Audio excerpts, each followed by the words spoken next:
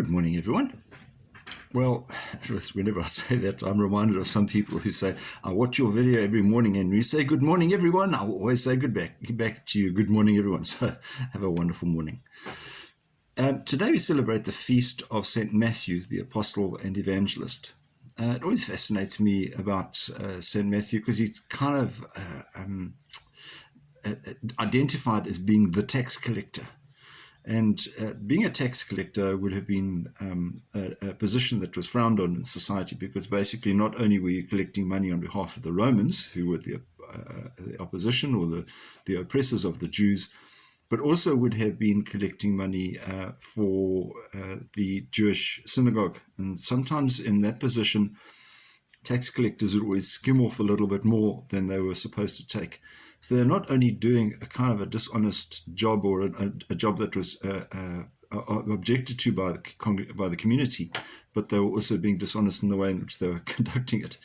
So there was Matthew doing the work under watch of the Romans, and he was called by Jesus. And it's interesting how he went off with Matthew, and they were sitting and having a meal, and Jesus challenged because he said, why do you always associate yourself with sinners and tax collectors? And why the tax collectors always mentioned specifically sinners and tax collectors.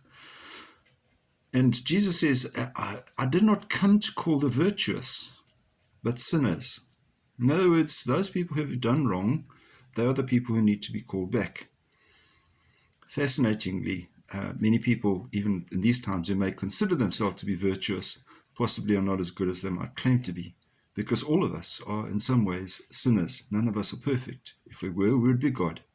And none of us are at that status, as far as I know. And everyone falls short of the mark at some stage. As I've shared with you before, even the Pope has a confessor. Oh, wow, okay, all right, different kind of sins, but the Pope has a confessor. So in terms of that, we recognize that Jesus is calling those who have fallen short of the mark. And in the case of St. Matthew, he was one of those who went on to be a great evangelist, writing one of the Gospels, which is the source of much of the material that we read and learn about Jesus. So he was also one of the apostles who was close to Jesus, so he would know all of these things. So let us console ourselves that even though we may not be perfect, Jesus is here calling us, and let's be open to that call. Have a wonderful day, and you keep safe. God bless. Bye-bye.